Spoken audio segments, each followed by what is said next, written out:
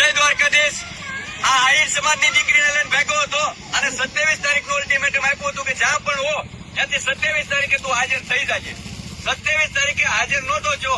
28 તારીખે અમદાવાદમાંથી પકડ્યો છે અને આહિર સમાજની જે પણ કોઈ દીકરીને લઈને જશે એને કોઈ પણ સંજોગોએ છોડવામાં આવશે નહીં. કોઈથી આહિર સમાજની નોકરી લઈને તમે પાકિસ્તાની માટી ફૂલ થઈ ગઈ છે.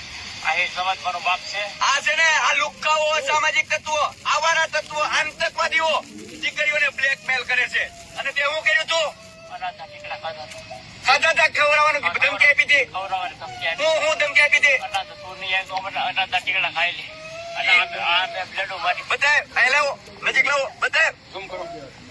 આ જો આ બ્લેડ આયા ઉભા છે મારી કે તું મારે નહીં ભાગી તો હું મરી જાય. આ બ્લેડ મારી અને ફોટા મોકલેલા છે અને એમ કીધું કે તું નહીં આવ્યો તો હું અનાજના ટીકડા ખાઈ જાય. આ પ્રૂફ છે. કીધું તો બ્લેકમેલ કરી હતી. એટલે આ લુખ્ખાઓ છે ને બેનો દીકરીઓને બ્લેકમેલ કરે છે. આ મરશે નહીં, તમને મારી નાખશે. આ એમની ઘરે નથી કોઈથી 5 રૂપિયા રળીને આપ્યા. હાવ લુખ્ખાઓ, આવારા તત્વ. આ એના મા બાપ ને પ્રેમ નથી કરતા કે તમને હું પ્રેમ કરવાના છે. આ લુખ્ખાઓ છે ને આવનેથી સાવધાન રહેજો. આ આતંકવાદીઓથી સાવધાન રહેજો. આ એમના મા બાપ ને નથી પ્રેમ કરતા, તમને હું પ્રેમ કરવાના છે.